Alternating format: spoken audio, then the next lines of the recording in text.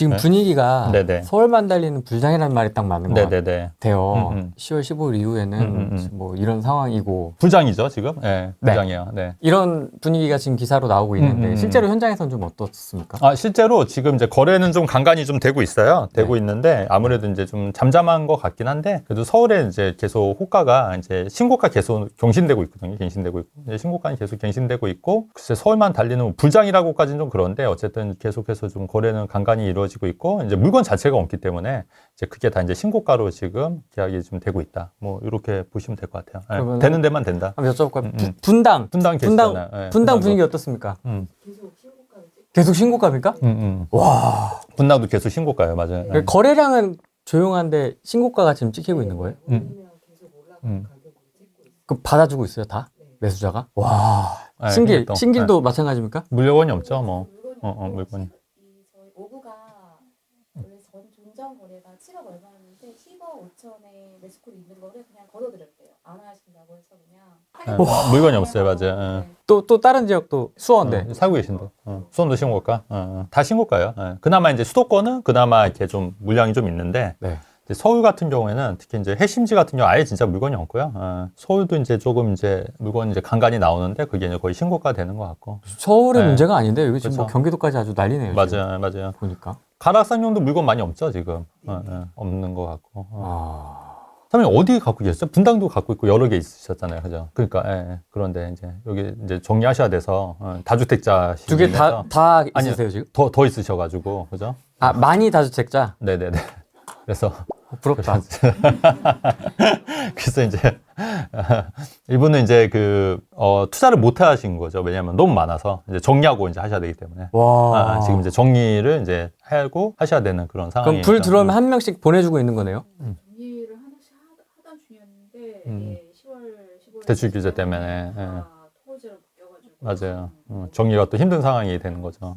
스탑하고 있어요. 맞아요. 그래서 지금 좀 난처한 상황이긴 한데 뭐 그래도 뭐 정리해야죠.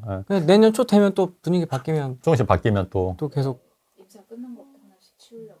하나씩 치려고. 무슨 얼마나 많길래 하나씩 그렇게. 그러니까 이 타이밍을 또 놓치면 또 이런 경우가 많이 생겨가지고 최근에 또 기사 보니까 목동에 이제 투기가지고 되니까 이제 5년 거주 10년 보유 물건이 아니면 이제 재건축 조합 지위 승계가 안 되니까 그런 매물이 좀 금매로 몇 개 소진됐다는 게 기사가 나왔더라고요. 그래서 이제 그런 분들도 이제 급하게 이제 처분하셔야 되니까 좀 싸게 판 것도 있고 그게 안 되면 이제 아예 못 파는 거예요. 팔 수가 없는 거죠. 왜냐하면 이제 투기가지고 재건축 같은 경우 이제 투기가지고 조합 설립되고 투기가지고 지정이 되면 이제 5년 거주 10년 보유 물건만 팔 수가 있는 거니까 1주택자만 또 팔 수가 있는 거니까 물건 자체가 이제 안 나오는 거죠. 그러니까 이제 물건은 없는데 매수 심리는 굉장히 좀 계속 커지고 있다, 늘어나고 있다. 왜냐면 이게 약발이 지금 거의 끝나가고 있거든요. 사실 대책 이후에.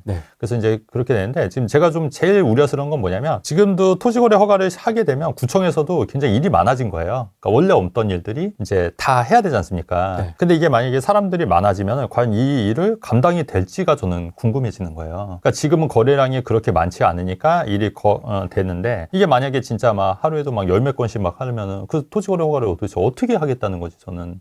이해가 안 되거든요. 그러면 나중에는 행정 마비도 좀 올 수 있는 그런 상황이 벌어질 수도 있는. 공개 방송을 어떻게 가는 거냐? 네네네. 이거는 멤버십 분들만 오실 수 있습니다. 맞아요. 이번에 저희 회원분만 제가 좀 선착순 초대를 해가지고 그렇게 해서 이렇게 진행이 됐습니다. 저희 이제 단톡방이 있어서 거기서 이제 선착순에서 하신 분들 할 거 위주로 오시게 됐어요. 근데 아무래도 이제 여자분들이 많은 게 남자분들은 또 일하러 가셔야 되니까. 낮 시간이라 이제 여자분들도 많이 오신 것 같아요.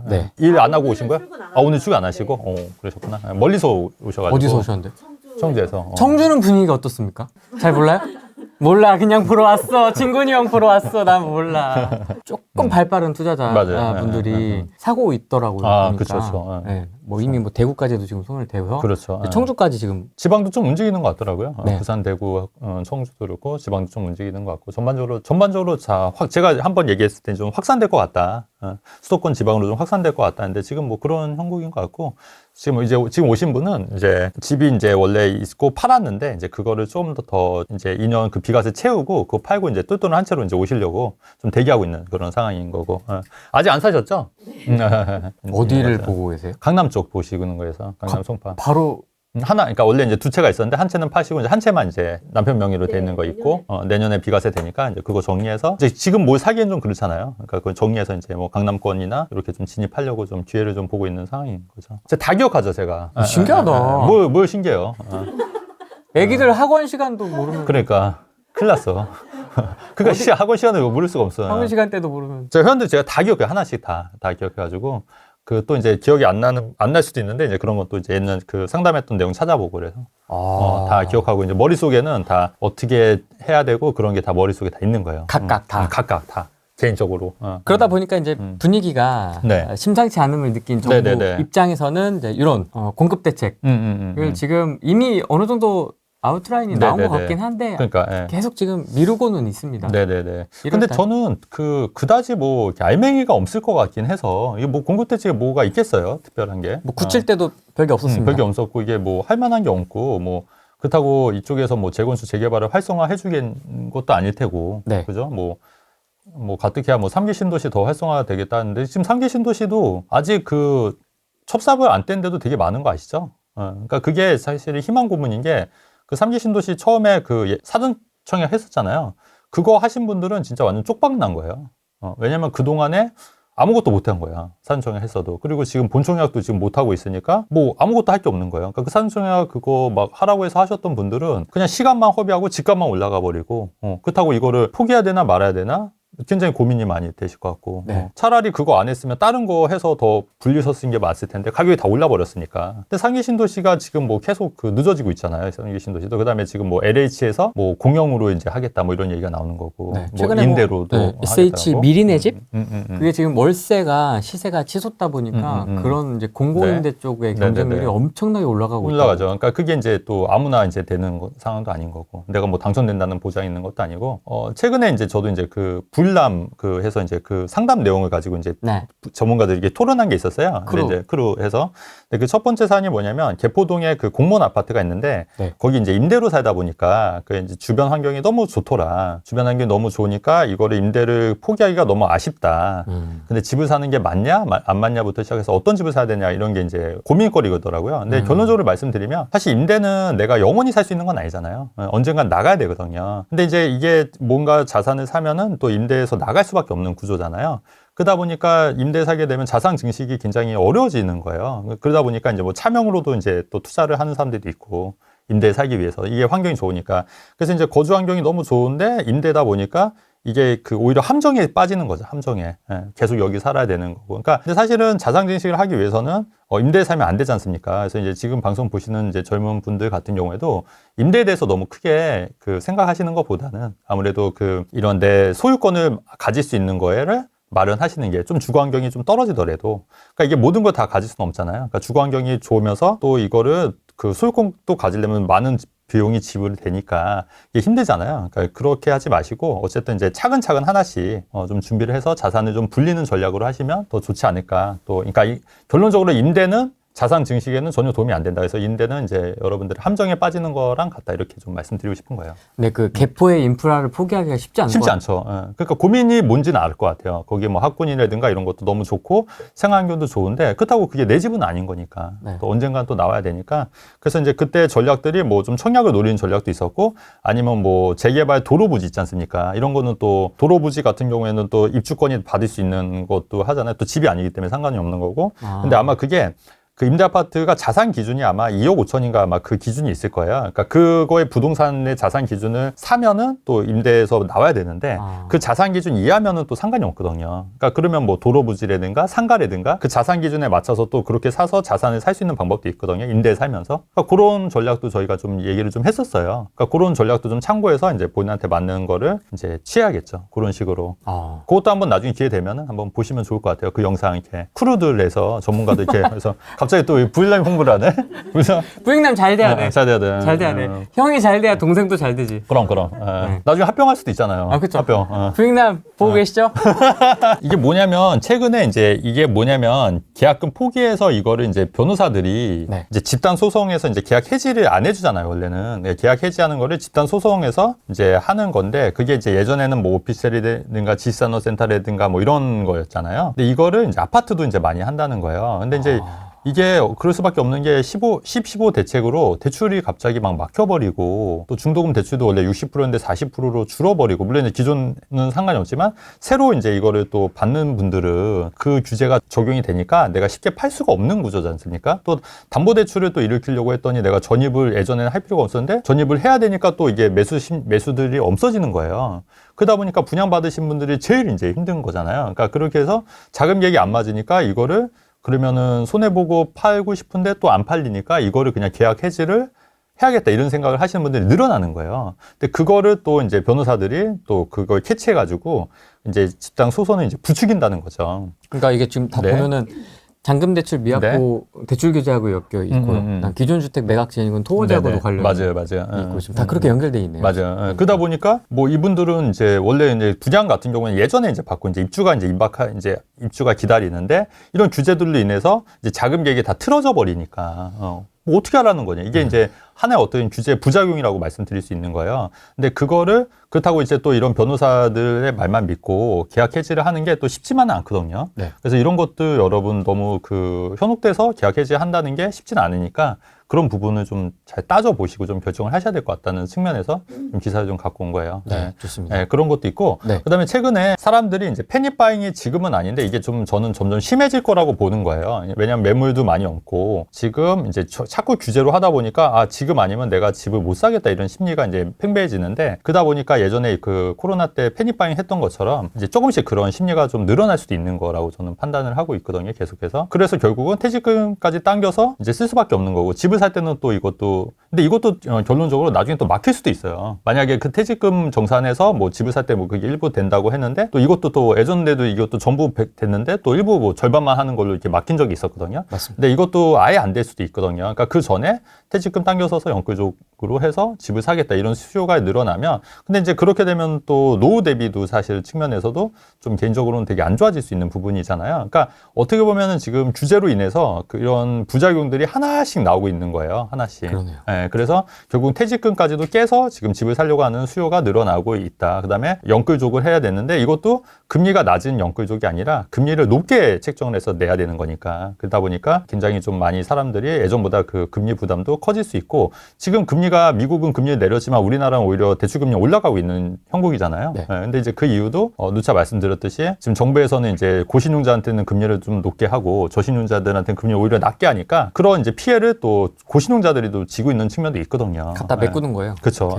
그리고 은행에서도 대출을 막 규제하니까 은행에서도 수익을 내야 되니까 대출을 못 하니까 좀 더 돈을 받을 수밖에 없는 거잖아요. 그러니까 많이 못 파니까 가격을 올릴 수밖에 없는 거랑 똑같은 구조거든요. 그래서 이제 그런 식으로 이제 금리를 높이다 보니까 결국은 그 피해가 결국은 이제 일반 국민들이나 일반 서민들이나 이제 투자하시는 분들, 일반 이제 내 집 마련하시는 실수요자들이 지금 지고 있는 거 아닌가 이런 말씀을 좀 드리려고 이런 기사랑 같이 연결해서 한번 생각해 보시면 어떨까 해서 이제 이런 기사를 갖고 온 거죠. 근데 아까 서두에도 각 지역 분위기를 저희가 각 보긴 했는데 근데 진짜 좀 난리가 날 것 같긴 한데 한 바퀴 바람이 불 것 같긴 하거든요. 그러니까 근데 이제 이렇게 되면 제가 말씀드렸듯이 이제 구청에서는 과연 어떻게 할 거냐 토지거래 허가를 지금도 제가 최근에 거래된 게 토지거래 허가가 한 2주 걸리더라고요. 한 2주 정도 걸렸는데 이게 만약에 사람들이 지금보다 한 2배, 3배 이게 거래가 늘어나면 제가 볼 때 한 달, 2달 걸릴 수도 있어요. 4주. 한 달이 넘을 수도 있다니까. 그럼 언제 계약하고 언제 잔금 치르고? 그렇죠.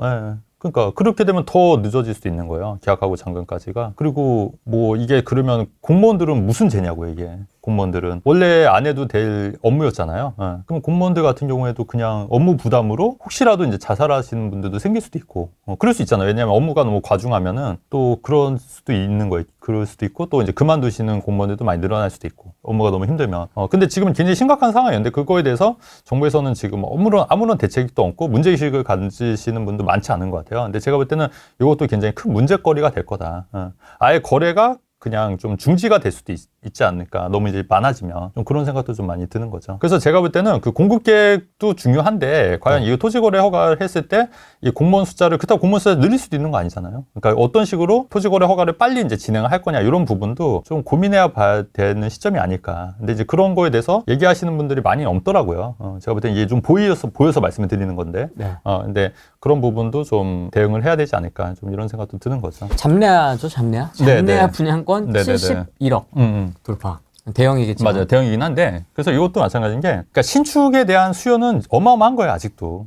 돈을 가격을 더 그다음에 이제 현금 부자들도 여전히 많다. 그래서 대출 규제하니까 사실 이런 거는 다 전에 현금으로 사시는 분들 왜냐면 대출도 2억밖에 안 될 거 아닙니까? 네. 그러니까 2억 대출 받느니 그냥 현금으로 다 사는 거예요. 그러니까 오히려 결국 대출 규제가 그러니까 내가 지금 돈을 많이 버는 젊은 사람들보다는 자산을 많이 축적한 부자들이 더 집을 살 수 있는 좋은 집을 살 수 있는 구조가 된 거고 아니면 부모님이 굉장히 돈이 많아서 그러니까 고소득 한 달에 뭐 한 2, 3억씩 버시는 젊은 사람들 있지 않습니까? 근데 이런 사람들도 대출 받으면 왜 못 사요, 사실. 사면 사는 거지. 근데 그런 사람들이 이제 다 대출이 막히다 보니까 결국은 이제 부자들 혹은 부자의 부모를 둔 이제 자녀들이 이제 혜택을 보는 거다. 그런데 이렇게 지금 71억까지 간 걸로 봤을 때는 이런 수요는 굉장히 많다. 여전히.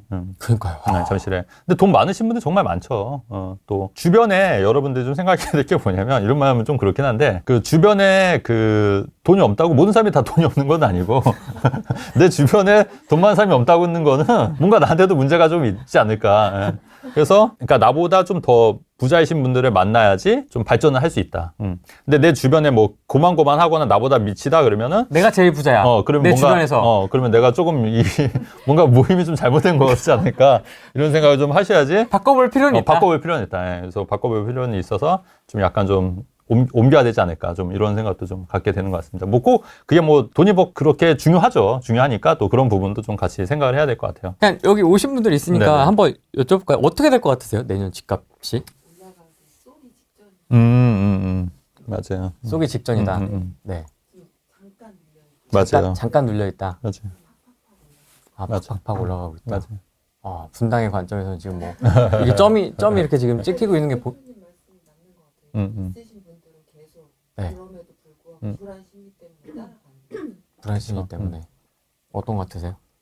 마지막에 마지막에 신분. 네. 근데 저 아는 친구가 저번 주에 아기를 낳았는데 아기 낳기 하루 전에 샀거든요. 구성남에 샀는데 산자포?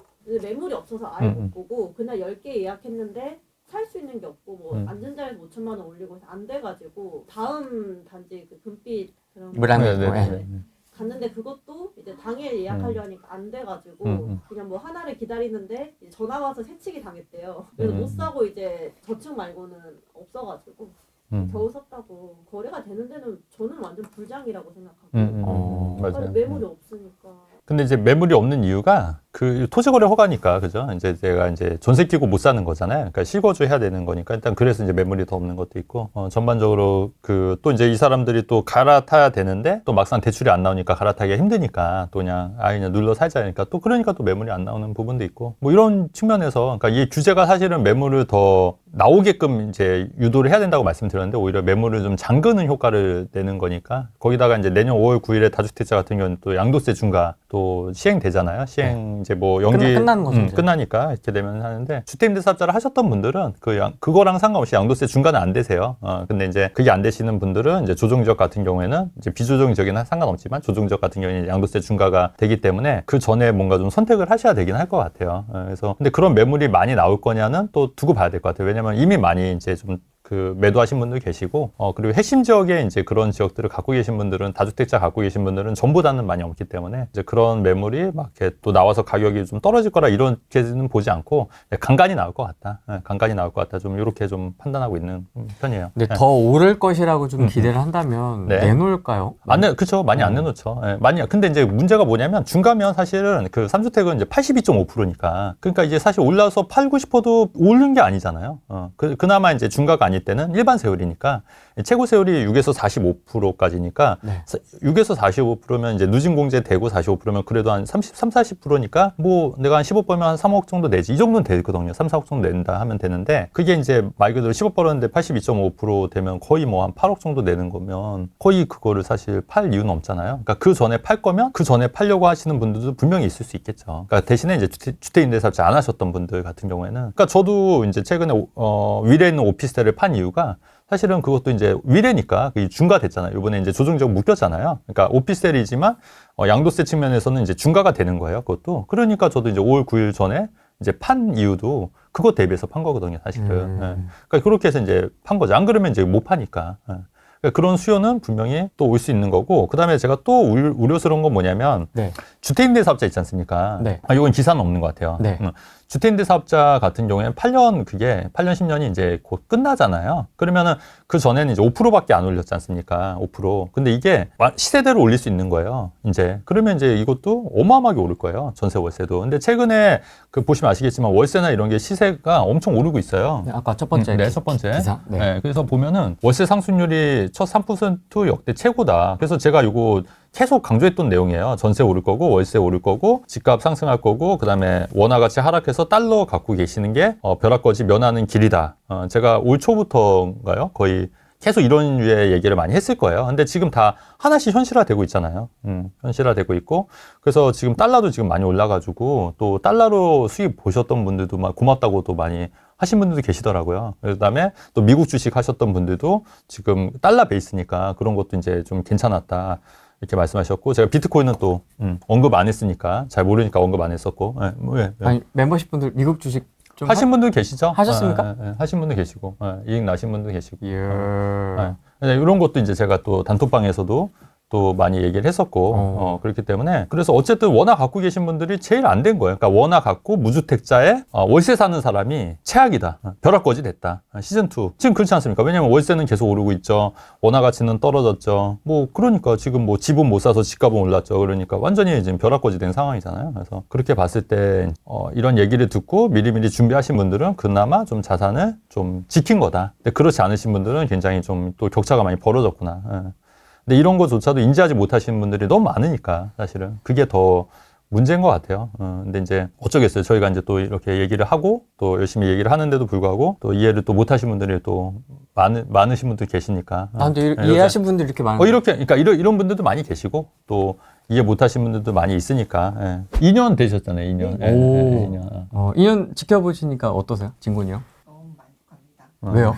왜냐면 저는 정말 이런 거 전혀 모르는 사람이었거든요. 네.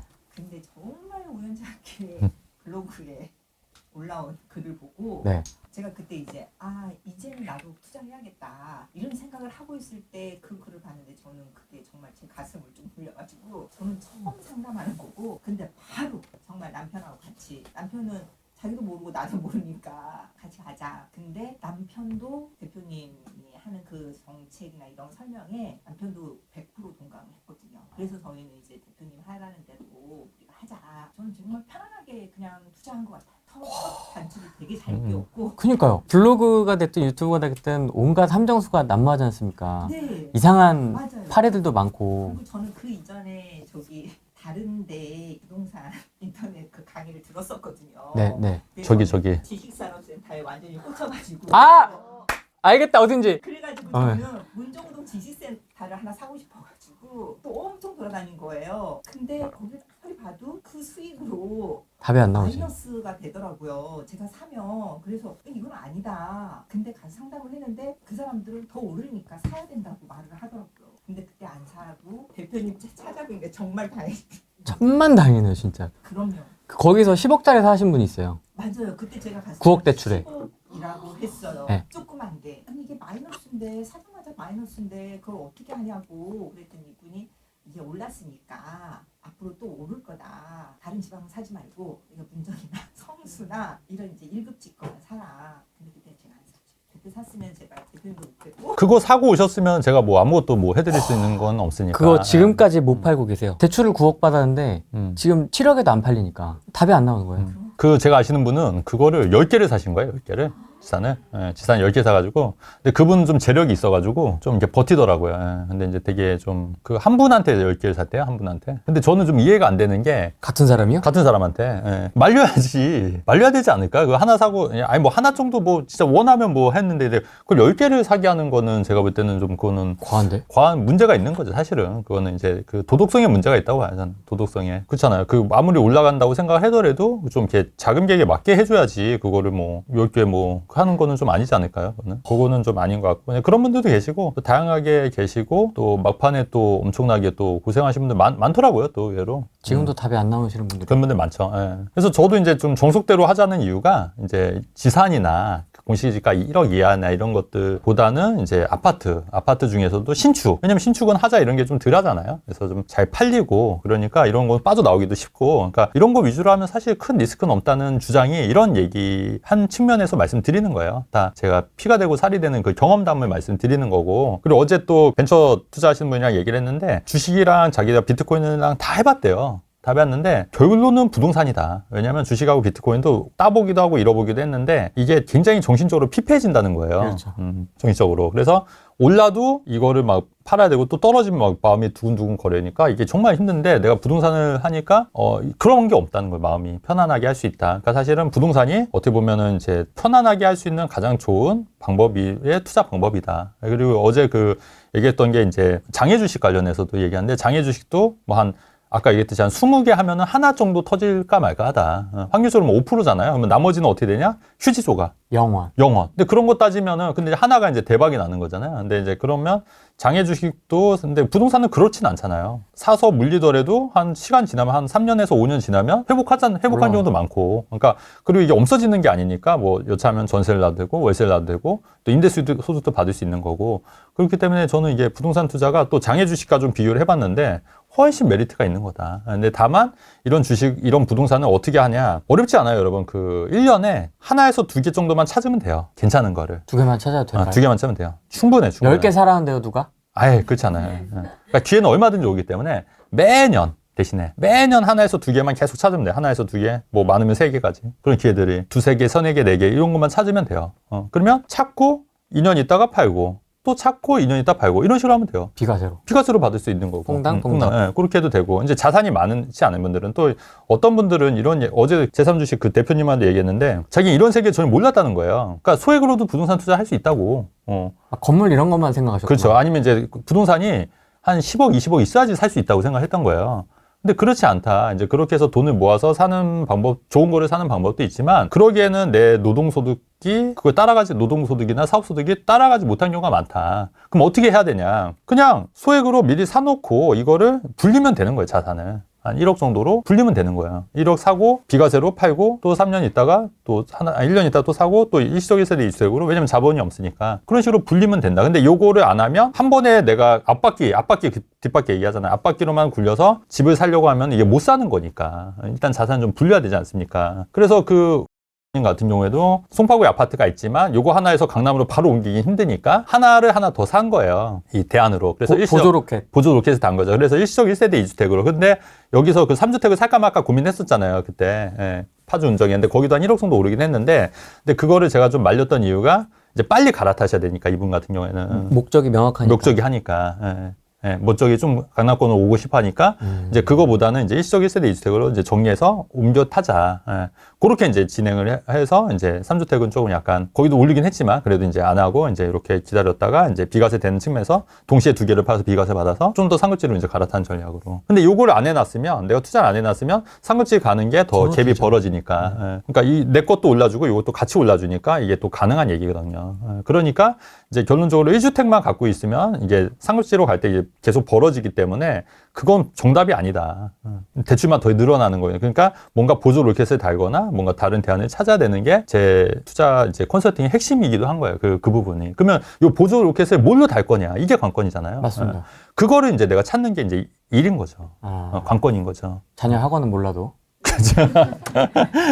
보조 로켓은 잘 찾으니까. 찾아야지.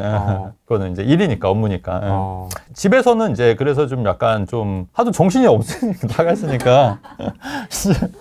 와이프가 보고 있습니다. 그러니까 말씀을 잘 하셔야 됩니다. 나는 이제 변명을 좀 해주는 거예요. 변명을 하는 거예요. 네. 이러니까 좀 이해해달라. 이런 얘기를 하는 거고. 이해해 주십시오. 그러면은 좀 이렇게 보조 로켓을 다셨잖아요. 그러면 갈아타기를 위한 목표로 더 좀 가까이 가신 것 같으세요? 어떠세요? 네네 그렇죠. 아무래도 안 하신 것보다는 그래도 안 하신 것보다는 그냥 갖고 있었겠죠. 재밌다. 사례를 들으니까 확 더 확 와닿죠. 확 와닿는데. 아, 맞아요. 또 다른 사례가 있을까요? 아, 그리고 왜 분당에 이제 재건축 원래 사시려고 했다가, 그죠? 그러니까 이건 뭐냐면 분당 재건축이 나쁘다는 얘기 아니고 좋다는 거예요. 근데 제가 얘기했을 때는 여기는 좀 더 빠른 재건축. 왜냐면 여기는 사업 시행가 낮고 관리 처분 인가가 이제 임박하거든요. 그러면 아무래도 분당보다는 빠를 거 아닙니까? 그래서 이제 그 돈을 가지고 들썩들썩 할 때 분당에 있는 집을 매도를 하시고 이제 서울에 있는 재건축으로 갈아타시는 케이스예요. 그러니까 분당 재건축이 나쁘다는 얘기가 절대 아닙니다. 그렇죠. 예, 근데 제 말은 좀 더 빠른 지역으로 가면 어떻겠냐. 왜냐면 여기는 좀 더 속도가 빠르니까. 그래서 여기가 또 서밋으로 하기로 했다면서요. 서밋으로. 그러니까 고급 브랜드로. 원래 이제 푸르지오에서 서밋으로 이제 바꾼 거예요. 그 다음에 이제 용적률도 인센티브를 좀 더 준다는 얘기도 있고, 그죠? 그래서 가격도 좀 많이 오른 상태고, 그리고 이제 호가도 있으니까. 그러니까 분당도 물론 입지가 나쁘진 않지만. 그 선도지구만 할 때 그때. 그렇죠. 예, 그러니까 오히려 그때, 그러니까 근데 선도지구는 아니셨잖아요. 그 당시에. 그러니까 어차피 선도지구 아니니까 그거를 이제 정리해서 이제 서울로 이제 재건축으로 갈아탄 케이스. 그렇게 하시고, 여기도 이제 제가 그리고 이제 여윳돈이 있으면 좀 이제 보조로켓 하나 더 달자고 말씀드렸었잖아요. 그죠? 보조로켓 하나. 근데 이제 그거는 이제 좀 자금이 안 되셔가지고 이제 못 하셨고. 근데 이제 또 지금 또 자금 좀 마련하고 계신 걸로 알고 있고. 영등포 쪽에. 영등포 쪽에. 예. 여기 지금 갈아타시고 이제 하는 걸로 이제 하고 있는 거죠. 예, 제가 정확하게 다 알죠. 그래도. 어떻게 다 기억하지, 그걸? 다 기억하죠. 어떠세요? 해보니까? 같이 해보시니까 어떠세요? 제가 혼자 판단했을 때보다 그때는 판단이 확실히 옳았고 그 서울 재건축도 훨씬 많이 올랐고 선택이 후회가 없고 다만 저도 뒷바퀴를 같이 굴리고 싶어서 요새 자금을 엄청 모으고 있는 중. 꼭 두 개 같이 가고 싶어서 좀 더 제가 원하는 곳에 빨리 갈 수 있어요. 최종 목표나 뭐 이런 게 있으세요? 네, 저도 아이들이 좀 많은 편이어가지고 다자녀. 네, 그래서 좀 학군 좋은 쪽으로 더 나중에 실거주도 하면서 학군도 좋고 이런 쪽은 아무래도 강남 쪽으로 가고 싶어요. 더 좋은 게 이제 관리 처분인가 전에 이제 사업 시행가 났으니까 이제 대체주택 비과세도 가능하신 거예요. 예, 그래서 이제 실입주를 해서 아예 그것도 비과세 하나 더 받자. 이렇게 좀 그것도 지금 계획에 좀 잡혀 있는 거긴 해요. 대체주택 비과세 받고 이제 여기도 이제 입주해서 또 정리해서 또 팔고 이제 이런 식으로 계속 이제 불리는 거죠. 와, 진짜 이게 다 케이스가 다양하네요. 다양하죠. 저희가 이제 잔잔바리 다주택자였어요. 저희 네. 신랑이 부동산에 대해 관심이 많았고 대표님은 책을 되게 많이 읽고 이제 투자를 시작했는데 저희는 소액이었어요. 돈이 많이 없어서 이제 수원의 아파트 구축 아파트를 하나를 매수를 했는데 그게 이제 얼마 뒤에 이제 재건축이 난 거예요. 네. 그러면서 갖고 있다가 그렇게 실수를 해가지고 그날 또 구축을 샀는데 그게 이제 완전 꽝이고 이게 정보의 한계가 있구나라는 거를 저희가 딱 실감을 해서 저희 신랑이 저를 꼬셨어요. 대표님 좀 꼭 만나보자고. 너무 만나고 싶다고. 자기가 이제 상담비를 낼 테니까 가자고 해가지고 뵙고 그때 이제 조언 받아가지고 경기도 외곽에 이제 지역을 이제 조금 추천해 주셔가지고 신축 아파트를 분양권을 매수하면서 그렇게 세채가 됐었어요. 네. 근데 이제 나중에 막 다주택자 막 압박이 막 들어오니까 너무 이렇게 심리적으로 너무 어려운 거예요. 그래서 또 만나봐야겠다 안 되겠다. 그래서 또 만나뵈서 이번에는 회원을 결제해야겠다 해서 바로 그냥 회원 결제하고 상담을 이제 했죠. 너무 명쾌하게 저라면은 이렇게 딱 정리하겠다라고 얘기해 주셔가지고 두 채를 정리하면서 서울에 지금 재건축 아파트를 되게 시세보다 엄청 저렴하게 저희가 잡았어요. 어떻게 잡았어요? 큰 배로 그냥 잡은 거죠. 네. 예. 사람들 관심 없을 때. 관심 없을 때 그때 소강 상태였을 때 맞아요. 그때 이렇게 되게 빨리빨리 하라고 말씀해 주셔가지고 대표님의 지도하에 정말 빨리 두 채를 빨리 매도하고 좀 싸게 내놓고 여기를 계속 싸게 잡을 수 있었고. 언제 잡으신 거예요? 몇 월 달에?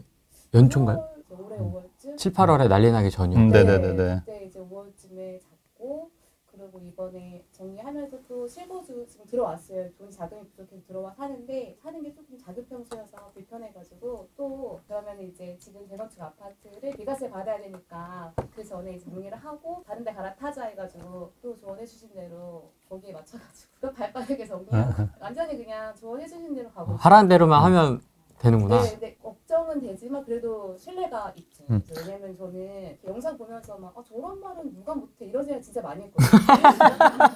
서울에 강남 사세요, 뭐 국지에 대장 사세요 이런 말을 나도 할 수 있겠다. 근데 저희는 돈이 이렇게 많지가 않으니까 이 소액으로 진짜 할 수 있는 거를 너무 원했는데 그거를 딱 몇 번 상담해보니까 너무나 많이 해보신 것 같은 거예요. 제가 딱 느꼈을 때. 그래서 정말 결제해야겠다. 이거는 돈이 진짜 아깝지가 않다 이래가지고 회원 결제해서 빨리 우리 이번에 더 실수하면 안 된다.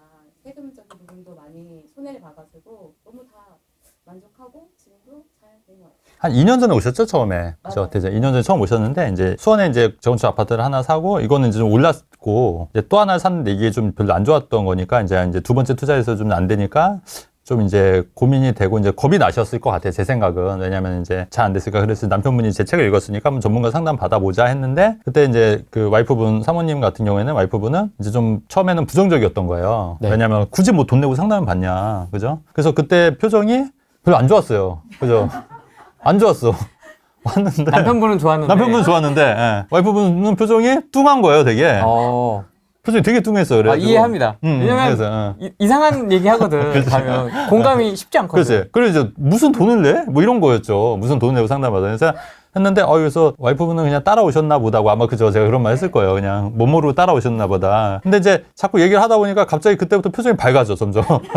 입꼬리가 올라가시더라고요. 처음엔 입꼬리가 별로 안 느는데 상담이 끝날 때쯤 되니까 좀 그래도 지금 이제 좋아하시더라고. 좋아하는 게 좀 있었어요. 그 다음에 관심도가 좀 뒤로 갔다가 점점 이렇게 앞으로 오시더라. 관심도가 이제 그렇게 됐었는데, 이제 그때는 이제 회원가입은 안 하시고, 이제 그때 제가 이제 아마 옥정의 부동산을 이제 했는데, 거기를 이제 바로 이제 사셔가지고, 회원가입 안 하고 사셨는데, 거기도 좀 올랐잖아요, 그래도. 올라가지고, 이제 그거를 이제 근데 1년 있다 오신 거예요, 다시. 그래서, 근데 사실 그러면 제가 안 받는 경우도 많아요, 사실. 상담하고 다시 오실 때 안 받는 경우도 많은데, 근데 사실은 이제 제가 별로 기억이 나쁘지는 않았어요, 사실은. 그래가지고, 이제 상담을 다시 하고, 이제 연회원 가입을 하시고, 왜냐면 제가 연회원 아무나 받을 필요는 없잖아요, 사실. 그렇죠. 그러니까, 그렇게 해서 얘기를 이제 듣는데, 이제 그러면 이제 세채지 않습니까? 세채. 근데 이제 제가 볼 때는 여기서 더 늘리겠다는 거예요. 네 채로. 근데 이건 좀 아닌 것 같다, 요새. 트렌드상. 그래서 이거 늘리지 말고, 일단 정리해서 하나로 가자. 하나로 또 한 채로 가자. 근데 이제 자금이 많지 않으니까 지금 3개잖아요. 일단은, 옥정이 좀 올랐으니 팔자. 팔자. 그래서 옥정을 좀 팔자. 그래서 굉장히 좀 싸게 팔더라도 팔자. 팔고, 그 다음에 이거 마이너스 난 것도 팔자. 왜냐면 수원에 마이너스. 그래서 이거 양도차손 하셨어요? 맞아요. 양도차손이 돼요. 같은 애 팔면. 옥정이랑 수원이랑 같이. 그러니까 옥정이 올랐고 수원이 마이너스니까. 같이 그쵸. 양도차손이 되는 거지 않습니까? 그래서 양도세를 줄이자. 그리고 수원의 재건축은 나쁘진 않다. 근데 이제 뭐, 그렇게 썩 좋진 않지만 나쁘진 않다. 그러니까 요건 갖고 있는 상태에서 서울에 있는 재건축 아파트를 사자. 2개 팔고. 그렇게 해서 그땐 대출 제한도 없었으니까 샀고, 이거 사더라도 일시적 1세대 2주택 되니까 이제 2채가 된 거예요. 근데 이제 지금 막상 서울에 있는 재건축을 사니까 좀 얘 열악하잖아요, 사실. 거주 환경, 애들 학교 보내도 되고. 그런 이제 고민이 많으셔서 다시 좀 상담을 요청하셔서 이제 그러면 이제 새 아파트로 가자. 대신에 이제 수도권으로 갈 수밖에 없다. 수도권으로. 그러려면 어쨌든 요거 비과세니까 재건축 아파트를 하나 팔아야 되지 않겠냐. 수원의 재건축이냐 서울의 재건축이냐 뭘 갖고 있어야 될 것 같아요. 서울의 재건축 갖고 있어야죠. 그러면 그렇죠. 그럼 수원 재건축을 팔 수밖에 없는 거예요. 그죠? 그러면 요거를 팔아서 최근에 요거를 팔았어요. 그죠? 팔고 이것도 이제 비과세로 빌어서 팔고 그러면 서울의 재건축 하나 남지 않습니까? 거기에 요번에 이제 수도권에 있는 신축 아파트를 산 거예요. 그래서 일로 입주를 하신다는 거예요. 이해되시죠, 이제? 여기 이제 세놓고. 여긴 세놓고, 전세. 근데 요거를 또 리모델링을 잘 하셔가지고, 세도 잘 받은 걸로. 만약에 그게 아니었다면 4주택으로 갔었다면. 근데 그거는 저는 별로였던 거죠. 그러니까 그것도 이제 더 합리적인 선택이 될 수 있었던 거죠. 그러니까 이게 다 상황마다 달라요. 어떤 분은 더 늘려야 되고. 재밌다. 재밌어요? 이 사례 듣는 게 되게 재밌다. 사례가 재밌지. 사례가 재밌지. 진짜 돈을 넣은 거니까. 그렇죠. 이게 재밌더라고요. 이게 실제 사례니까. 이런 사례는 되게 많죠, 사실은. 그러면 가입하신 지 좀 되셨나요? 이제 1년 됐죠. 1년 정도 된 거죠. 1년 만에. 네, 맨 끝에 계신 분은. 저기는 제가 간단하게 말씀드리면, 네. 그 언니 따라와가지고, 언니가 회원이에요. 네, 언니가 해서 이제 동생 이제 사는 게 안쓰러우니까 무조건 상담 받으러 가서 처음에 이제 몸으로 따라오셨다가 그 언니가 이제 무조건 들어! 막 이러는 거예요, 언니가. 언니니까. 그래서 얼떨결에 따라오셨다가, 저도 좀 저에 대한 배경 지식이 아무것도 없는 거예요. 그렇게 가입하시는 경우도 있구나. 그래가지고 저도. 그러니까, 특이하다. 그래서 막 제 길을 제가 제 입으로 하기가 좀 민망한 거예요, 이게. 그래도 뭐 왔으니까 이렇게 해드렸고. 네. 근데 처음에는 이제 청약으로 좀 가려고 했는데 청약이 쉽지가 않잖아요, 또. 근데 이제 지금 이제 살고 있는 데는 이사를 못 가니까 이제 그러면 좀 이렇게 투자라도 해보자. 그래서 이제 요번에 이제 마피로 이제 또 집을 하나 했는데 만족하시죠? 만족하시는 것 저희 같아요. 동생이랑 좀 비슷한 상황인데. 그렇죠. 자금이 많지 돈이 않으시니까. 없으니까. 그쵸. 자금이 많지 않으니까. 그렇게 해서 이번에 후레이 동생 한 대랑 이제 같이 하셨다. 거의 비등비등하게 하셨다. 같은 비슷한 가격에. 진짜 다양하다. 다양하죠. 더 다양한 사례들이 많긴 해요. 왜냐면 이제 금액대가 이제 더 높으신 분들 많이 계시고. 어제 저기도 같이 봤는데 최근에 음아파트 사셨던 분 봤는데 그분도 최근에 또 투자했다고 그랬잖아요. 네. 근데 그분도 또 어제 제가 불렀어요. 제3자 주식 있잖아요. 장애 주식 관련해서 또 얘기 좀 할 게 있어가지고 그래서 그것도 좀 관심 있게 얘기 한번 듣고 갔고. 네.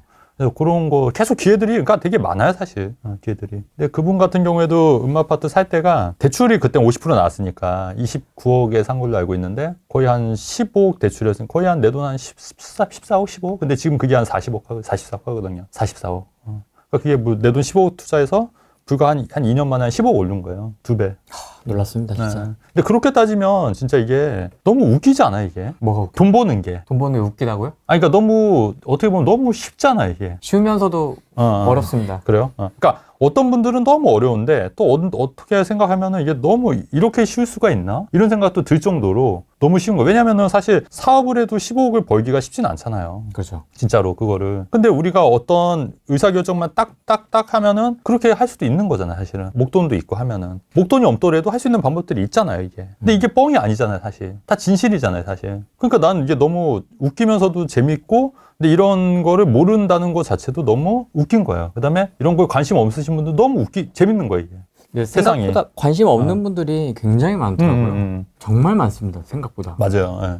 그러니까 그렇기 때문에 또 이런 기회들이 많이 있는 것도 맞고. 이상한 누구 말 듣는 사람들 되게 많잖아요. 아무 쓸데없는 얘기. 맨날 틀리는 사람들. 저희가 정치 얘기를 제가 하는 거는 조회수를 높이려고 하는 게 절대 아니에요.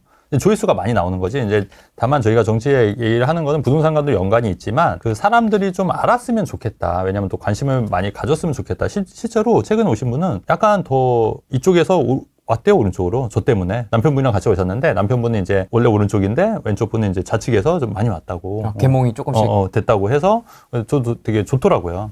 사람들한테 좀 알리고 싶고, 진실을 좀 알리고 싶은 그런 사명감 비슷하게 해서 제가 하는 거지, 이거 진짜 뭐 저희 이득을 위해서 하는 건 절대 아닌데, 뭐 좀 약간 그렇게 생각 안 하신 분들도 계실 것 같아서, 물론 그렇게 대부분 저랑 같은 생각 갖고 계시지만, 또 그렇게 생각 안 하시는 분들도 있을 것 같아서 제가 좀 미리 말씀을 드리는 거예요. 북한 노동신문을 이제 구독하자고 하는 거예요. 아니, 어떻게 생각하세요, 여러분들은? 어디까지 가는 거야, 나라가 도대체. 미치겠어요? 그러니까. 아니, 노동신문은 왜 봐야 되죠? 그런데 더 웃긴 건 뭔지 아세요? 이쪽에 박정희 대통령이나 이승만 대통령 위인전 같은 거는 또 못 내게 해요. 아시죠? 엄청 못 내게 해요. 근데 노동신문을, 아니, 뭐 자유이지만 그걸 꼭 봐야 될 이유가 있나요? 일반인들이? 애들이? 청소년들이? 어차피 그거 보면은 미국 욕할 거고, 우리나라 안 좋다고 계속 선전할 거고, 북한 찬양할 거고, 공산주의 좋다고 할 거고, 김정은 좋다고 할 건데, 그거를 정체성이 확립이 되지 않는 아이들한테 그거를 본들 어떤 이득이 있냐는 얘기예요, 제 얘기는. 그 구독은 가장 효과적인 방공교육이라고 하는데 이게 말이 되나요? 방공교육이 될 수 있을까요? 방공이 될까요? 찬양 고무가 될까요? 찬양 고무가 될 가능성이 굉장히 높죠. 또 이제 대부분의 사람들이 그 생각들이 또 어렸을 때 이게 사상이 주입이 되면은 맞아요. 이게 바뀌기가 쉽지가 않아요. 쉽지 않습니다. 그 선례가 뭐냐면 저는 이런 말은 좀 욕을 먹을 수도 있는데 광주 전라도 쪽 있지 않습니까? 그분들 있잖아요. 굉장히 많이 바뀌기 힘들어요. 아무리 저희가 이제 이런 얘기를 한다 하더라도 물론 이제 안 그러신 분들도 계시지만 아니 그렇게 따지면은 광주 전라도가 우리나라에서 제일 잘 살아야 되는 도시 아니에요? 근데 실상은 아니잖아요, 사실은. 실상은. 근데 그 도시는 어렸을 때부터 계속 그렇게 선전선동을 하는 거예요. 계속. 그러다 보니까 사람들이 머릿속에도 그럼에도 불구하고 계속 이쪽을 지지할 수밖에 없는 거잖아요, 사실은. 근데 그거를 지금 북한 노동신문을 우리나라에도 들여오겠다? 이거는 진짜 말이 안 되는 얘기 아니냐는 거죠. 동의하시죠, 여러분들? 다. 말이 안 돼, 진짜. 근데 이런 일이 지금 벌어지고 있다. 근데 사람들이 이런 거에 대해서 그렇게 막 위기의식을 갖는 사람들이 생각보다 적다. 왜냐면 지금 베네수엘라로 간다고 제가 올 초 작년 말부터 주장했잖아요. 하나씩 되고 있잖아요. 베네수엘라처럼 천천히 망가지고 있는 거예요, 지금. 이것도 말이 다른 게 이재명 대통령이, 전 대통령이 예전에 그 환율 1,400원 돌파했을 때 국가경제 위기라고 막 그랬었거든요. 근데 지금은 뭐라 하면은 경제 성장을 하기 때문에 환율이 오르고 있다. 그러면서 그 일요일날 그 강요 회의하고 하더만 집신애들도 뭔가 위기의식을 느끼니까 따로 하는 건데 말은 어떻게 하냐면 지금 경제성장이 하고 있기 때문에 환율이 오른다 이렇게 주장을 하는 거잖아요. 그런데 국민연금 동원하고 대기업들한테 달러 풀으라고 하고 그쵸. 그러고 있는 거예요? 그쵸. 그리고 달러 그 밀 반입 유출 그거 책갈피 책갈피해서 보낼 수 있냐고 그런 거나 전수조사하라고 그러고 전수조사하라고 그러고 말이 안 되는 거잖아요. 왜 경제성장인데 왜 그거를 그러니까 왜? 해야 되는 거지. 그리고 저는 그것도 되게 문제의식을 느끼는 게 막 이렇게 불러놓고 그냥 막 혼내는 거잖아. 사실 방송에서 생방으로. 라이브에서 조져. 근데 그게 정말 웃긴 게 드세요. 그래서 참 그 드세요. 그 떡 오늘 갖고 온 거예요. 떡. 그 맛있는 떡인데. 네, 드세요. 편하게. 그 내가 최애하는 떡인데 왜 떡 안 드시지? 우리가 드실 시간을 안 드렸다. 드십시오. 드세요. 저는 이렇게 자유로운 분위기가 좋아서 편하게 드시면 돼요. 그러니까 이게 자유가 얼마나 소중한 거예요, 사실은. 근데 이런 자유를 없애려고 하잖아. 저는 그래요. 솔직히 집에서도 그렇고 굉장히 자유의지를 굉장히 중요하게 생각하거든요. 애들한테도 그렇게 하고 자유의지를 줘서 하고 싶은 거 하면 된다. 책임만 지면 된다.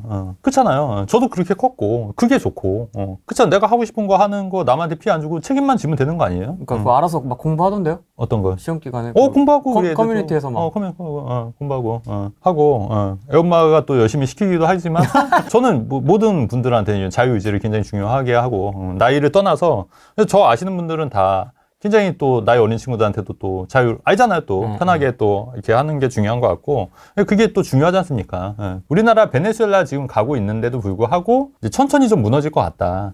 근데 지금 계속 정책들은 거꾸로다. 그죠? 굉장히 말도 안 되는 지금 정책들이 나오고 있다. 그 중에 하나가 또 이런 것도 있잖아요. 대출도 거꾸로 가고 있고요. 대출도 거꾸로 있고 범칙금도 거꾸로 가고 있습니다. 그러니까 이것도 사실은 뭐 취지는 뭐 공감을 어느 정도 하겠는데 아니 그렇게 따지면은 지금 가뜩이나 그 부자들이 세금을 거의 다 내는 구조고 일반 직장인들 절반이 세금을 안 낸다고 하고 있는 거예요.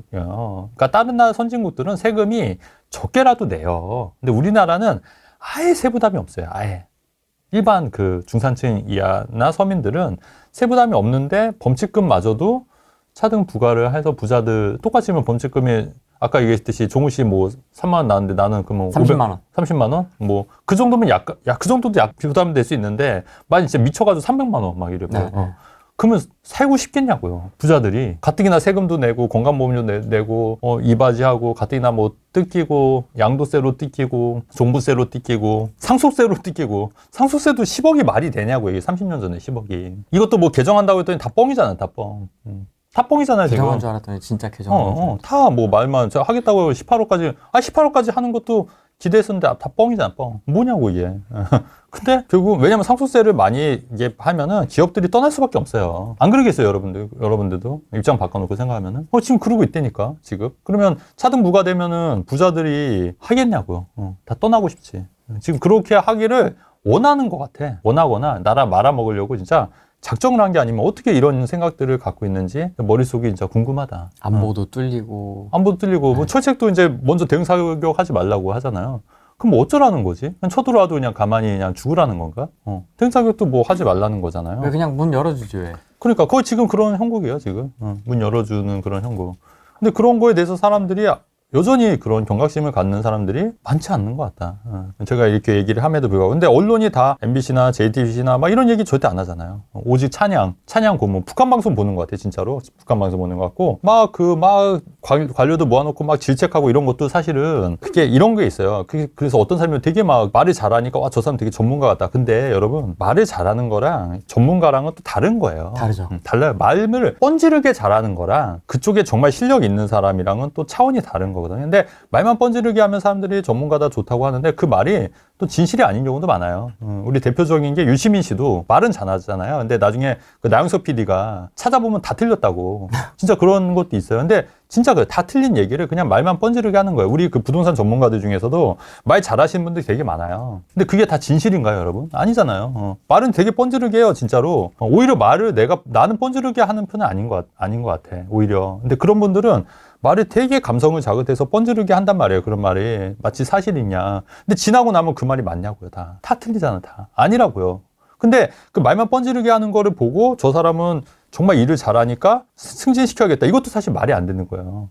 그 능력을 보고 그 사람의 어떤 했던 행동을 봐야 되는 거지. 아니, 말은 누가 못하냐고. 하늘에 있는 달도 따다 준다는 게 그냥 말하면 되는 거잖아요.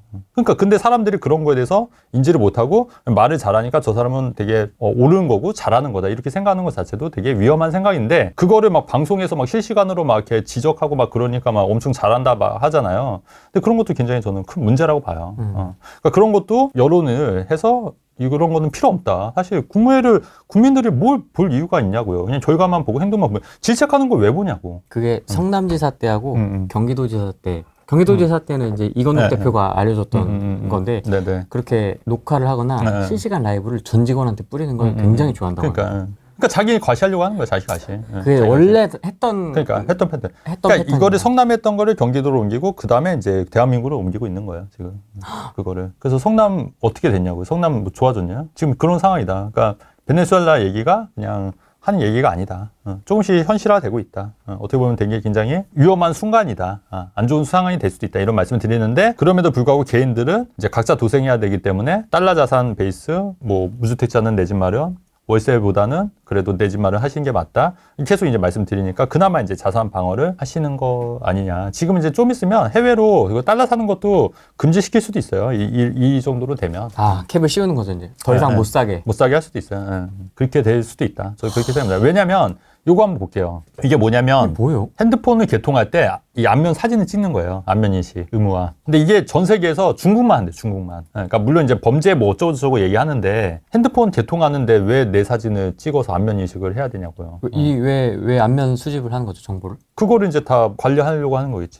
그러니까 말은 뭐 범죄자 집단 뭐 관리하려고 한다는데 제가 볼 때는 국민 통제하려고 하는 게 아닐까. 근데 이거 곧 시행된다는데 이거는. 근데 이거를 언론에서 얘기를 안 해. 언론에서 얘기를 안 하니까 이제 사람들이 진짜 웃긴 게 MBC나 막 예전에 뭐 광우병 이럴 때는 사실 별거 아닌데 막 선전선동 하니까 사람들이 막 다 들고 일어나고 난리 났잖아요. 근데 지금은 이런 게 있어도 언론에서 잠잠하니까 사람들이 잘 몰라요. 문제의식도 못 느끼고. 핸드폰 한데 우리 이제 사진 찍어야 된다니까. 중국만 하는 거를 우리 이렇게 하고 있다는 거예요. 그래서 그거를 국민의힘에서도 계속 뭐라고 하는데 그게 묻히는 거예요, 계속. 지금 힘이 없으니까. 묻히는 거예요. 언론에서도 이게 안 퍼지고. 언론에서도 이런 거 얘기하는데 많이 없어요. 우리가 얘기한다니까, 지금. 이런 프레임TV에서. 우리 접해 채널에서 부동산 투자해서 어떻게 해서 돈 벌까 이런 거 연구하는 데서 내년에 그 교도소 매월 1,300명씩 풀려나요. 가석방 돼서. 더 빨리 풀어주겠다는 거죠. 더 빨리. 범죄자들을. 근데 이게 재범률이 굉장히 높을 수 있거든요, 사실은. 교도소에 있는 그 범죄자들이 이재명을 좋아한대요. 이 지방선거 영끌이네, 어떻게 보면. 범죄자 표까지 내가. 그러네. 이게 지금 다 포석입니다. 그러네. 지방선거를 장악하기 위한 중국인뿐만 아니라, 그죠? 그래서 압살을 시켜야 이제 맞아요. 영구집권이 가능하니까. 맞아요. 큰일이다. 심각하다. 예. 그래서 이것도 진짜 웃긴 게 뭐냐면 여러분, 그 국회의사당의 오마이뉴스 아시잖아요. 좌파 언론사인데 국회의사당의 이승만 그 기념비를 없애자는 취지예요. 결론적으로. 근데 이것도 진짜 웃긴 게 아까 노동신문 보자고 그러고. 이거구나. 이거. 왜 없애 말짱한 거를? 그러니까 뭐 많은 이제 잘못을 했다는 거죠. 그러니까 이것도 나는 진짜 웃긴 게 이런 거예요. 아버지가 이제 강도가 들어왔어, 집에. 그래서 아버지가 강도를 때려잡아서 물리쳤어. 근데 이제 아버지가 좀 잘못한 것들도 있는 거예요. 뭐 술 먹고 뭐 좀 행패 부리기도 하고. 우리 때는 뭐 그런 적도 있잖아요. 하고 밥 먹다가 그냥 밥상 엎은 경우도 있고 그런 경우도 있을 수 있잖아요. 근데 그렇기 때문에 아버지가 그 강도보다 못하다. 이런 논리잖아요. 그 강도는 바로 북한. 오히려 북한에 대해서는 굉장히 찬양, 고무, 노동신문도 보게 하고 이런 거잖아요. 강도가 잘못한 게 아니고 아버지가 잘못한 아버지가 잘못한 거야. 강도가 들어와서 때려잡았는데 때려잡고 내쫓고 했는데 자기한테 좀 뭔가 좀 실수한 것 같다가 막 크게 부각시킨 거예요, 이렇게. 이 당시 시점을 보면 우리나라 자유민주주의 국가 될 때 문맹률이 거의 내가 볼 때는 거의 절반 이상이었을걸요, 아마. 한글을 모르는 분들이 절반 이상. 한 80% 됐을 거예요, 맞아요. 그러면 한 10%, 20%만 그 당시에 이 사람들을 하드캐리로 끌어올려면 왜 부작용이 없었겠냐고요. 안 따라온 사람도 있고, 나 북한 좋아한다고 하는 사람들도 있고, 별의별 놈들이 많은데. 왜냐면 북한에 대한 검증이 안 돼 있었기 때문에 그렇지. 막 그 인연 갖고도 엄청 싸우고 시기였지 않습니까? 맞아. 그때 당시. 그러면 그거 하드캐리에서 끌고 와야 되는데 그러면 말로 되겠냐고요. 그러면 좀 강압적으로 할 때도 있고. 근데 그래도 되게 정말 잘한 걸로 저는 평가를 하고 싶은데 그런 거는 다 무시해. 그리고 잘못한 것들 막 확대 부풀려서 이승만 박정희 안 좋게 한 거. 그러면서 그럼 여기 동상에 결국은 김정은 세워야 되는 거예요, 그러면? 이재명. 아, 이재명? 그래도 동상 세운다고 하더라고. 동상. 세울 겁니다. 세울 수 있지. 세울 수 있지. 30년 집권 플랜 지금. 그러니까. 안 그래도 지금 그 국무총리 저 있잖아요. 국무총리가 뭐 5년 더 하면 안 되겠냐고, 더 연임하면 안 되겠냐고, 뭐 이런 얘기도 했잖아요. 사실 바람 넣는 거예요. 바람 넣는 거예요, 맞아. 그러니까 그런 얘기도 하고, 계속. 영구 집권을 위한 베네수엘라처럼 차베스 마두로의 길을 가려고 하는 거잖아요, 지금. 전 그렇게 봐요. 그러니까 이런 것도 다 문제가 심각하지 않냐. 근데 이런 거에 대해서 여러분들이 조금 더 경각심을 가져야 되지 않을까. 이런 측면에서 말씀을 드리는 거예요. 김민석 총리 이거 있잖아요. 젊다. 젊었을 텐데. 청계천이 반드시 실패한다고 얘기한 거예요. 왜냐면 그때 서울시장이 이명박 씨랑 김민석 씨 했을 때거든요. 젊었을 때. 근데 이때 청계천을 무조건 안 될 거라고 반대했던 거예요. 근데 지금 청계천 얼마나 잘 돼 있어요. 정말 좋죠. 그다음에 세계적인 관광지가 됐잖아요. 근데 무조건 안 된다고. 근데 지금 최근에 지금 또 싸우고 있는 게 뭐예요? 종묘 개발 두고 싸우고 있잖아요. 똑같은 논리 지금 하는 거예요. 뭐 터가 안 좋다느니 기가 안 좋다느니 아니 무슨 기가 있냐고. 터 기가 있냐고. 그 비과학적인 거잖아요, 사실. 땅에 무슨 기가 있냐고요. 너무 비과학적인 얘기를 그렇게 과학적으로 얘기를 하는 거는 아니지 않겠냐. 부동산이 아님에도 불구하고 이런 얘기를 좀 전달을 좀 했습니다. 네, 좋습니다. 잡혀가면 어때요, 우리? 지켜주시겠죠? 여기 멤버십 분들 이렇게 많은데. 아니, 힘 없으셔. 설마 모른 척 하진 않겠지? 아니. 도와주고 싶어도 힘이 없으셔가지고. 영치금은 넣어주십시오. 저 혼자는 안 갑니다. 물고 늘어질 겁니다. 저 같이 했는데요, 이 사람이랑. 이 사람이 다 했는데요. 전 편집만 했는데요. 이래야지 나는. 잡혀가면. 그러니까 잡혀가기 전에 도망가려고. 보조로켓 어떻게 찾느냐. 맞아요. 보조로켓 어떻게 찾냐. 그게 관건이에요, 진짜 핵심인데. 그러니까 저도 이제 오래 하다 보니까, 근데 저도 이제 벌써 2004년도부터니까 벌써 한 21년 한 거죠. 2022년 한 거예요, 투자를. 근데 진짜 한 해도 안 빠지고 찾았어요, 진짜로. 한 해도 안 빠지고. 그게 뭐 오피스텔이 됐건, 재개발 빌라가 됐건, 상가가 됐건, 재건축 아파트가 됐건, 아파트가 됐건, 뭐 다양하게. 근데 어떻게 하락장에서도 자꾸 상승장에서? 아니, 그게 가능하더라고요, 저는. 맞아요. 기회들이 많아요, 되게. 기회들이. 그러니까 그거를 딱 뭐라고 설명할 수 없는데, 그건 찾는 것 같아요. 보여요, 그냥. 이게 보여요. 제가 볼 때는 그러니까 약간 그런 감각적인 것도 좀 있는 것 같아요. 경험하고 투자를 엄청 많이 하시잖아요. 사고팔고를 많이 해보셨고 또 다 해봤잖아요. 빌라부터 맞아요. 재건축까지 다 해봤잖아요. 그러니까 그 경험에서 좀 우러나오는 약간의 그 어떤 그 본능적인 감각 그런 게 조금 맞아. 있는 것 같더라고요. 제가 볼 때는. 그 저도 요새 또 관심이 넓어지고 있는 게 지금 아시다시피 저도 이제 그 건물주 마블도 만들어서 판매했고 다양하게 하잖아요. 그다음에 또 카페도 했다가 접었고 카페도 뭐 곱창도 했다가 그러니까 그렇게 하면서 저도 이게 다 성공한 건 아니에요. 다 성공한 건 아니지만 그거 하면서 또 그 경험이 쌓이고 있거든요. 그래서 뭔가 또 새로운 거를 또 시도할 것 같아요. 왜? 불안해서. 아니, 불안해서? 부동산 밖으로만 벗어나면 이렇게 물가에 내놓은 어린아이 같아가지고. 그럴 수 있죠. 맞아요. 그래도 이런 시도하는 것 자체가 저는 또 도전하는 거니까. 그리고 아시다시피 이게 제 그 에필로그에 썼던 내용이 그 인생의 정점을 가급적 늦게 찍어라라는 내용인데 근데 저는 그게 좋은 것 같아요. 진짜 저는 작년보다 올해가 좋고 재작년보다 작년이 좋았어요. 그 4년 전보다 작년이 더 좋았고 저는 올해보다 내년이 더 좋을 것 같은 거예요. 그렇지 않아요? 확실히 내년이 좋아질 것 같습니다. 근데 이게 진짜 인생의 정점이 점점 높아지고 있잖아요. 제 초년 때보다도 좋은 거. 그러니까요. 그렇지 않아요? 이게 하고. 그러니까 인생의 만족도 되게 올라가는 거예요.